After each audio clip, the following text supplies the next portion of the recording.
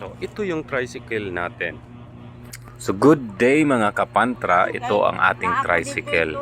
So, story nga pala ito kung paano natin ito pinabago at saka pina-repair hanggang ngayon. So, ito ay family use at private use. So, meron tayong separate na video kung saan natin ay ating pinakita sa inyo kung paano natin ito nilagyan ng sticker. So, yung tricycle pala natin ay ang dami ng pinagdaanan. Mga around 2015 ng ating napagawa ang tricycle. I mean, nang maikabit natin itong itong sidecar. So, mga around 10 years na ito. Ngayon ng 2025 na. So, may mga panahon na kahit tayo ay nakainom, ang tricycle natin ay kaya niyang buhatin kung ano man ang ating ilalagay. Ito, napakakapal na mga kahoy ito, around 2021 nang masubukan natin na may ginawa tayo na parang maliit na waiting shed at saka ito, mga bintana, at sa makikita natin dahil sa dami ng ating mga task na kinakarga, ginagamitan natin ng mga iba-ibang mga material ang hinahakot natin ay iba-ibang kasarian at very up to the extreme na mga task talaga yung binalagay natin. So makikita natin yung wear and tear ng panahon dahil nga naman sa material ng nature ng material ng ini-install natin. So pati yung kanyang sahig ay ipapakita natin mamaya dahil dito sa video na ito ay isalaysay natin kung anong gagawin natin para sa tricycle or sa sidecar na ito. So makikita nyo, ito may mga halaman, mga kasagingan ang hinahakot natin. At ito, parang result na ito around 1 year or 1.5 year ago na makikita natin yung masagsag na karanasan ng ating tricycle. So mga 2 years nga pala ito. Sorry, mga 2023. So ito na, ang dami nating mga tinatali para lang hindi siya mahulog kasi ulan at maaraw ang dinadaanan nito. At saka nakatambay lang itong tricycle natin sa labas ng bahay. So wala talaga naman siyang shed.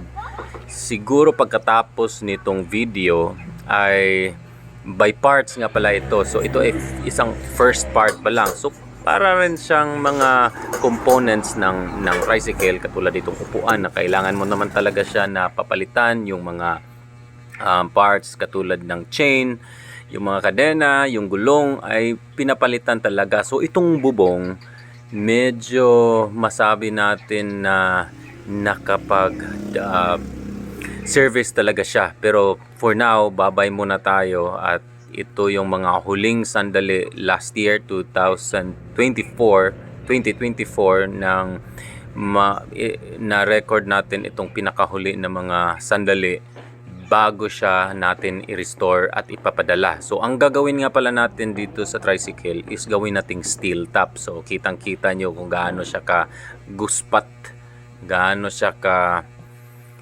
maliwanag pa sa araw yung nangyayari dahil dito sa material na para siyang luna yung ginagamit. So sa ngayon, bago natin ituloy yung laban, ipapa-vulcanize muna natin kasi katulad nga nung bubong, yung mga material na mga made of interchangeable ay i-replace natin. So ito ang ating bike, ang ating mechanic or ang welder shop. Ito si Mr. Andring at ipapakita niya kung gaano katibay yung mga ginawa niya. So ito siya rin yung gumawa ng sidecar na ito. So yung kung makikita nyo, ginawa ng steel top. So ito ay sa kasulukuyan makita natin yung mga welds na nandyan. So ang explain niya kung gaano siya katibay.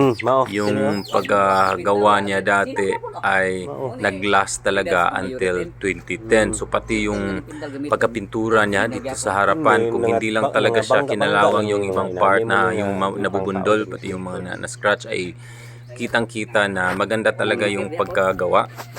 At dito sa likuran kasi ito yung kadalasan na nasasagi at na nabubundol at tumatama sa kung ano-ano. Kaya kinalawang at natuklap yung body filler na nilagay mga around 2016 siguro nila na kinabit ito. So ayan, kitang-kita dito yung contrast kung sa part na ang pagkapintura ay walang mga tumatama. At ito ang ini-explain niya dito sa bubungan ay para hindi magham at saka parang hindi lata pakinggan yung tricycle natin ay lalagyan muna ng epoxy primer at saka pagkatapos ng epoxy primer ay babatakan na naman siya ng body filler.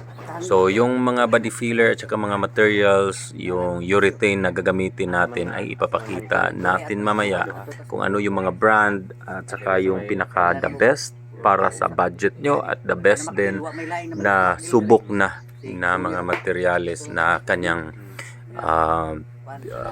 i-recommend para sa tricycle natin. At saka kung sa inyo rin na nais na magpagawa ng tricycle or kahit anong mga task or job na